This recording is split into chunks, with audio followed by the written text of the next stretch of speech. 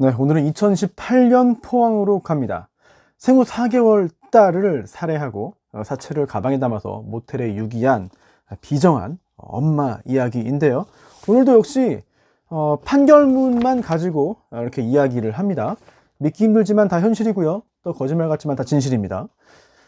사실 부모 자격 없는 사람들이 꽤 많아요. 오늘도 그런 사건이고요. 죽은 아이만 불쌍합니다. 생후 4개월 엄마가 죽였고요. 심지어 사체를 가방에 담아서 오랫동안 보관하다가 참혹한 상태로 모텔에 버렸습니다. 자, 2018년 5월 5일 어린 날이죠. 정오 조금 전에 이제 포항 북구 죽도동에 있는 한 모텔에서 이 모텔 주인이 빈 객실을 이제 그 청소를 하다가 가방을 발견합니다. 그래서 가방에 냄새가 나는 거예요. 열어봤죠. 그랬더니 미라처럼 이제 근육이 이제 그 쪼그라든 상태의 그런 그 여자아이의 시신이 발견됩니다. 당연히 경찰에 신고를 했죠. 경찰이 현장에 나와서 봤더니 야, 이거는 한 달 이상 됐다. 적어도 한 달은 됐다. 라고 봤는데요. 정확한 사인 밝히기 위해서 국과수에 부검 의뢰를 했습니다. 그리고 이게 살인사건일 가능성이 있으니까 이 가방을 버리고 간 사람이 누구냐 찾기 시작했습니다. 자, 그런데 그 가방뿐만 아니라 자기가 옷가지 등도 버리고 갔어요. 그냥 몸만 나갔습니다. 그리고 이 모텔에 여러 가지 카메라가 다 있었기 때문에 신원 파악이 어렵지는 않았는데요. 소지품 분석 또 영상 분석을 통해서 이 엄마를 잡았습니다. 자, 그래서 5월 7일에 살인 또 사체 유기로 구속 영장을 청구해서 바로 구속이 됐는데 잡아놓고 수사해보니까 내막이 이래요. 5월 3일 그 모텔이죠. 포항 죽도동에 있는 그 모텔에 투숙한 다음에 5월 4일 저녁 8시쯤에 시신이 담긴 여행용 가방 또 옷가지 등을 두고 떠난 겁니다. 자, 그리고 조금 더 수사를 진행했더니 2011년 그러니까 작년이에요. 1년 전 2017년 11월 중순쯤에 이틀 정도 이 태어난 지 4개월밖에 안 된 딸한테 이유식도 안 주고 물도 안 줬다는 거죠. 그리고 외출했다 돌아오니까 죽어 있었다.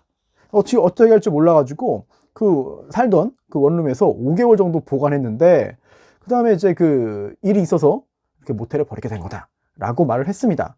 자, 그래서 일정한 직업이 없고 또 원룸에 그 월세 독촉을 받아가지고 이런 일을 저지른 것 같다 라고 경찰에 밝혔는데 도대체 어떤 일이 있었는가. 이 판결문을 보면은요 뭐 말이 안 나옵니다. 조금 전에는 이제 언론 보도 내용을 종합해서 짧게 말씀해 드렸는데 실제 판결문에는 그 내막이 자세하게 나와 있습니다. 그래서 굉장히 불쌍한 일입니다. 이 불쌍하다는 게 이 가해자 엄마가 불쌍하다는 게 아니라 아이가 불쌍해요. 태어난 지 4개월인데 뭐 조금 전에 말씀드린 그것뿐만 아니라 뭐 여러 차례에 걸쳐서 4개월 동안 굉장히 큰 고초를 겪고 결국은 끔찍하게 세상을 떠나고 말았습니다. 엄마한테 살해를 당한 거죠. 자, 이 사건 살인 그리고 사체 유기로 기소가 됐고요. 유죄 판결이 나왔습니다.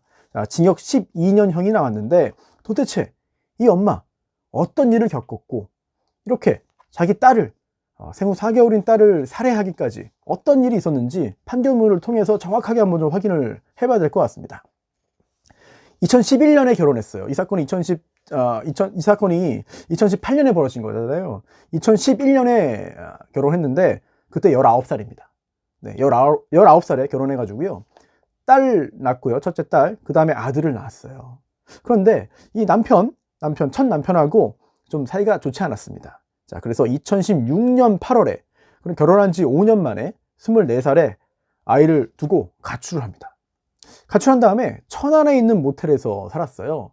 그러다가 이제 가출한 지 정말 얼마 지나지도 않았습니다. 2달 지났거든요. 2016년 10월 이때 인터넷 게임을 하다가 이 포항에 사는 한 남성을 만나게 됩니다. 그래서 포항에 가서요. 그 원룸에서 동거를 하게 돼요. 끝까지 살던 그 원룸입니다. 그리고 그때 그 두 번째 동거남에 아이를 가집니다. 임신을 하게 되는 거죠. 자, 그런데 그 다음에 반년쯤 지난 2017년 5월에 그 남자가 구속됩니다. 그럼 구속 사유가 뭐냐? 성범죄예요. 어떤 성범죄냐? 아청법 위반, 즉 아동 청소년의 성보호에 관한 법률 위반, 강제추행. 이 아동 청소년을 강제추행해서 구속돼 버립니다. 그런데 이 엄마 이제 20대 중반이잖아요. 마땅한 직업이 없어요. 그래서 지금 그때부터는 아이 임신했으니까 혼자 이제 그 모텔에 있었거든요. 그리고 7월에 2017년 7월에 출산도 합니다. 자, 딸을 낳았어요. 그리고 이렇게 딸을 낳았으면 물론 혼외자라 하더라도 여러 가지 조치를 취할 수 있는데 출생신고도 안 했습니다. 출생신고도 안 했어요. 딸 낳아놓고서는. 세 번째, 딸 낳고 아들 낳고 이번에 또 딸 낳은 거잖아요. 네. 그리고서는 낳아놓고 이제 아이를 기른 겁니다. 그러던 중에 여기서 또 문제가 생깁니다. 생후 2개월 된 거죠. 이제 2달 지난 2017년 7월부터 8월 사이에 네이버 밴드를 통해서 부산에 사는 한 남자를 알게 됩니다. 또 전화통화하면서 이게 친해지게 된 거예요. 네. 자, 그런 상황에서 부산에 가서 만나기도 합니다. 이거는 좀 잠시 후에 더 자세한 사건의 내막이 나오는데요. 자, 이런 상황에서 2가지 범죄로 검사는 기소했고 다 유죄가 나왔습니다. 첫 번째 살인, 두 번째 사체 유기인데요. 살인부터 볼게요. 자, 이렇게 2번째 남자와 사이에서 뜻하지 않은 출산과 임신을 하고 또 이렇게 그 동거 중에 다른 여성을 상대로 성범죄 저질러가지고 구속됐잖아요. 혼자 나와서 기르게 됐습니다. 그런데 직업이 없고 돈벌이를 못해요. 생활비가 부족합니다. 그런 상황에서 이 동거남은 면회 와라, 구치소로 나 만나러 와라, 영치금 넣어라, 이걸 계속 요구하는 겁니다. 게다가 이 남성의 가족 옥바라지를 이 여성에게 시켜요. 이 피고인에게 시키는 겁니다. 사실 그 애도 있고 본 남편도 있고 이혼을 법적으로 한 게 아니니까. 자, 그런 상황에서 아유, 가서 옥바라지 해야지 계속 미는 거예요. 그래서 결국 극심한 스트레스를 받았는데, 그러다 보니까 이제 새로운 좀 관계를 갖고 싶다, 좀 벗어나고 싶다, 이런 생각을 한 겁니다. 자, 그래서 부산에 있는 세 번째 남자를 만나러 가기로 마음을 먹습니다. 그런데 사실 애를 데리고 가거나 또는 아이가 안전하게 있는 상황을 만들어 놓고 가면 문제가 없죠. 하지만 그렇게 하지 않았습니다.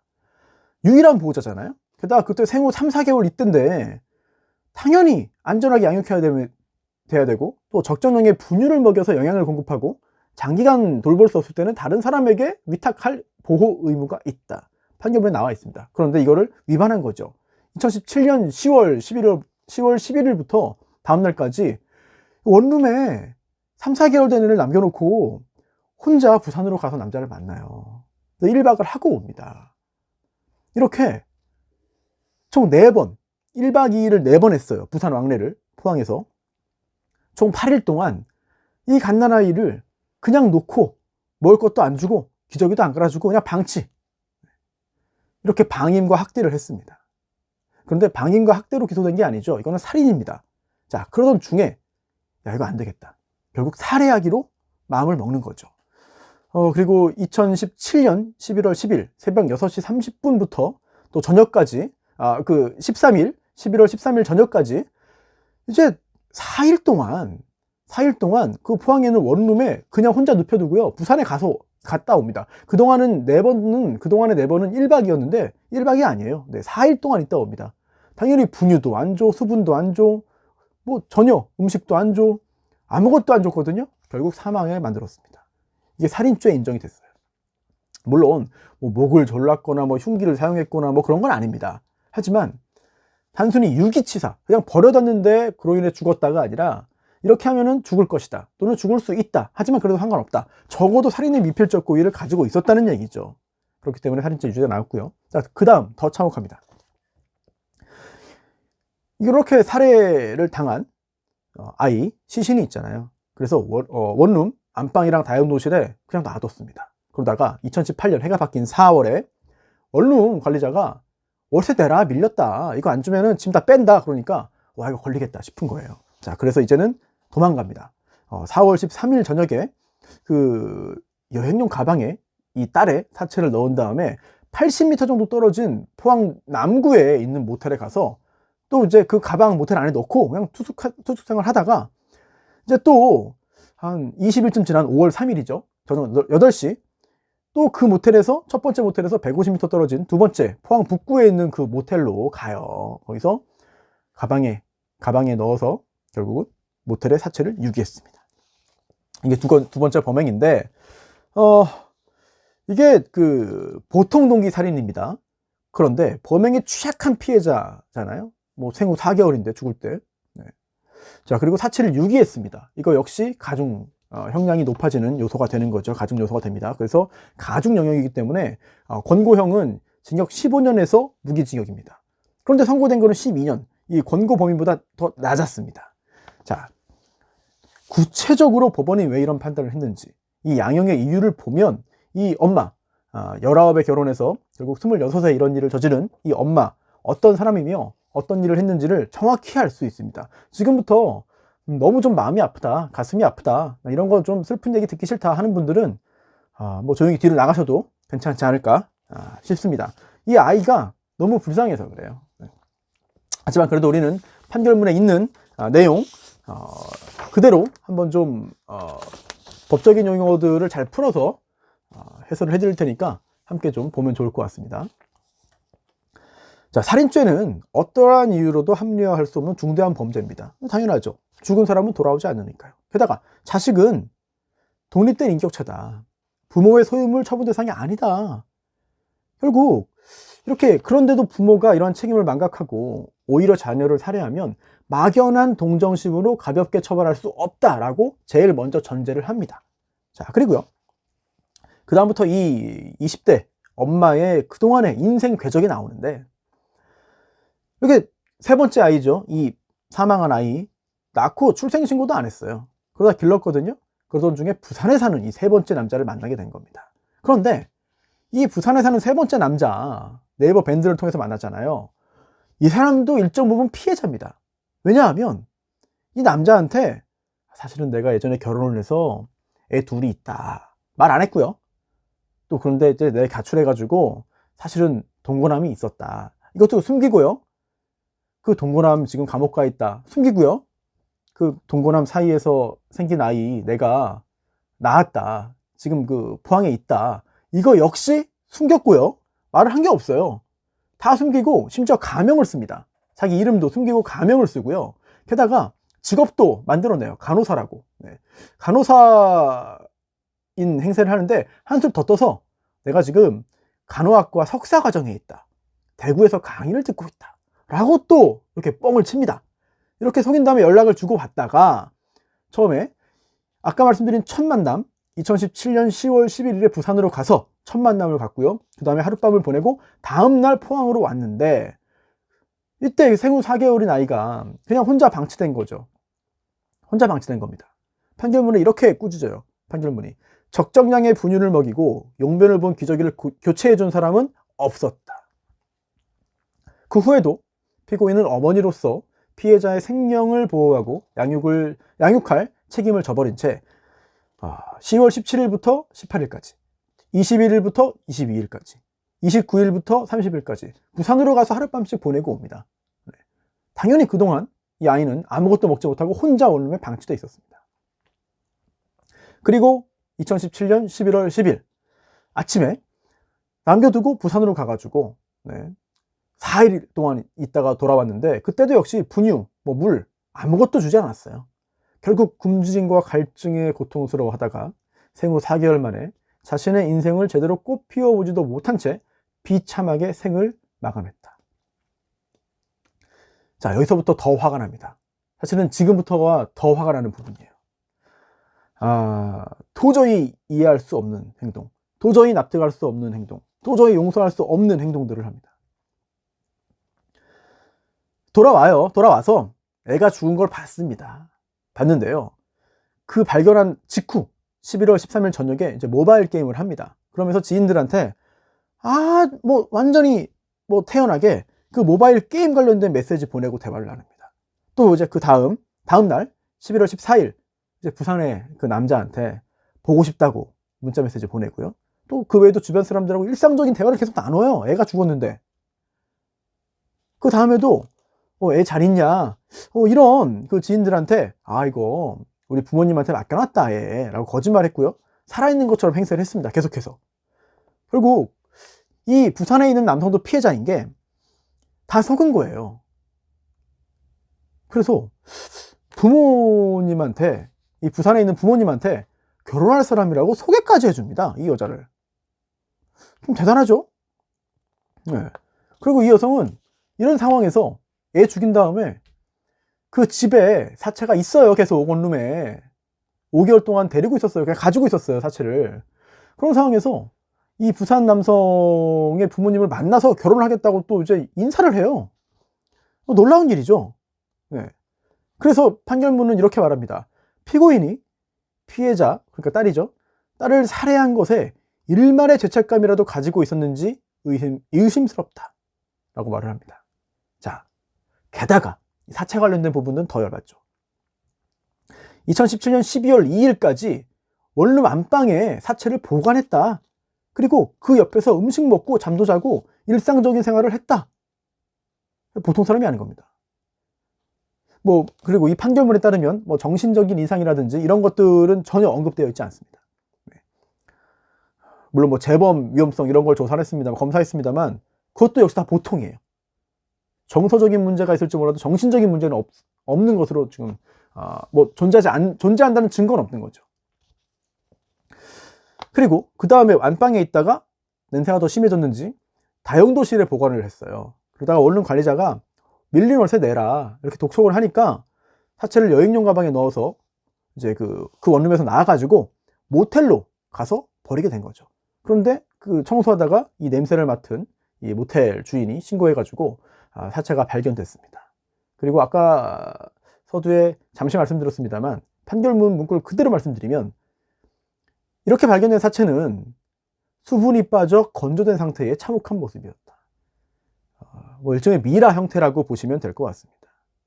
이러한 피고인의 행위는 가히 엽기적이다. 만약 이 모텔 직원의 신고가 없었다면, 언론 보도에는 주인으로 나왔습니다만 판결문은 직원으로 되어 있습니다. 모텔 직원의 신고가 없었다면 피고인의 살인범행은 피고인이 의도한 것과 같이 영원히 밝혀지지 않았을 가능성도 배제할 수 없다. 이런 참혹한 일이 반복되지 않도록 우리 사회에 경종을 울릴 필요성이 있다. 결국 죄책에 상응하는 엄중한 처벌을 내릴 수밖에 없다. 라면서 권고형의 범위가 징역 15년에서 무기 이상인데 12년을 선고했습니다. 자, 그 이유.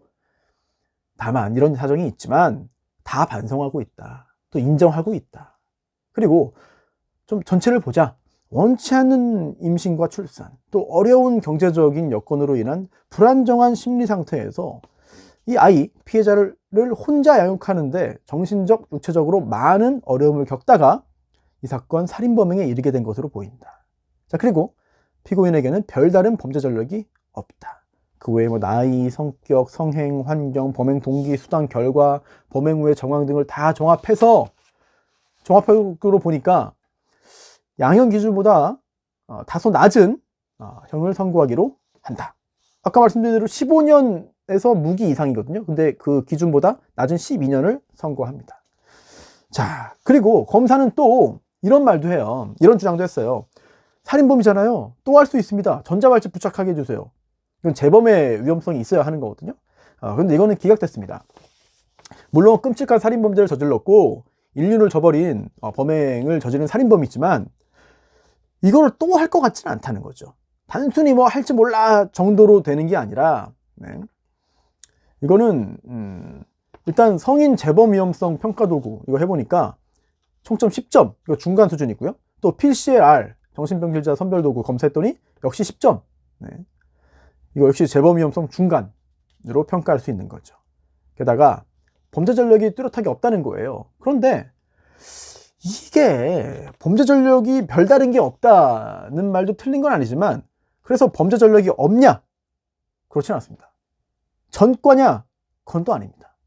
기소유예를 받았어요. 기소유예. 기소유예는 기소해서 재판으로 보내서 유죄 판결을 받을 수 있게 할 만한 사정이 있는데, 즉 범죄를 저질렀는데 판사가 봐주는 겁니다. 기소를 그냥 뒤로 밀어주는 거예요. 안 하는 거예요. 상당히 좀 가벼운 경우에 선처 봐주는 건데, 그럼 도대체 이 20대 중반의 엄마 뭘로 기소유예 받았냐? 성매매입니다. 성매매 처벌법 위반을 해서 걸렸어요. 그래서 가중처벌, 기소유예, 기소유예 처분을 받았습니다. 자, 이런 거 다 종합해가지고 징역 12년형이 나왔는데, 얘기를 하면서도 저도 좀 화가 좀 많이 납니다. 화가 많이 나고, 이 죽을 아이, 이 재판부의 그 지적대로 비참하게 생을 마감했어요. 생후 4개월 만에 비참하게 생을 마감했고, 또 그동안 결국은 5번에 걸쳐 가지고 하루 이상 엄마가 자리를 비우고 돌보지 않은 건데, 그걸 넘어서 더 걱정스럽고 더 의심이 되는 거는, 과연 이렇게 부산으로 남자 만나러 갈 때만 방임했겠느냐. 그러면 그때는 엄마랑 같이 있을 때는 잘 돌봤겠느냐. 이것도 의문스러운 거죠. 왜냐, 죽은 다음에도 결국 모바일 게임 하느라고 계속 거기에 빠져 있고, 또 온라인으로 남자 만나가지고 또 가서 계속 그렇게 하고, 결국 당연히 살인이 가장 끔찍한 범죄입니다만, 이 4개월 내내 제대로 돌보지 않았을 가능성이 있습니다. 게다가 출생신고도 안 했거든요. 그럼 4개월 동안 뭐 예방주사라도 맞췄겠습니까? 못하죠, 그것도. 대구지방법원 포항지원에서 1심 판결이 나왔고요. 이 사건은 비교적 최근 사건이죠. 2017년 말에 벌어진 사건이고, 2018년에 이 사체가 발견됐습니다. 자, 살인, 사체 유기로 징역 12년형을 선고받은 엄마죠. 26세 엄마 사건 알아봤고요. 뭐 빼거나 보탠 거 없어요. 다 이 판결문에 있는 그 내용입니다. 우리 사회 이거 너무 흉악하고 끔찍하고 마음 아프고 가슴 아픈 것만 얘기하는 거 아니냐 그러는데, 즐겁고 환하게 웃는 거는 또 뭐 그렇게 그런 역할을 하는 사람들이 있겠죠. 저는 뭐 그런 재주는 없으니까 간혹 가다가 이제 라이브를 통해서 안부도 묻고 여러 가지 편한 얘기를 나누는 시간이 있습니다만, 이렇게 녹화해서 사건 사고 그리고 판결문을 소개할 때는 즐거운 사건이 판결이 나오겠습니까? 누군가는 슬프고 누군가는 피해를 입고 누군가는 가해자인 사건들이 판결문이 남는 거니까요. 저는 이렇게 숨겨진 사건들 계속해서 소개하면서 우리 사회의 모습들을 좀 드러내고 싶습니다. 그렇게 알아야 우리가 주변을 좀 둘러볼 수 있고, 나도 또 스스로 조심할 수 있지 않겠나, 이런 생각이 듭니다. 세상을 떠난 아이의 명복을 빌면서 이런 일이 다시는 벌어지지 않도록 우리 모두 노력해야 하겠다는 말씀을 드리면서 이 사건 마치겠습니다.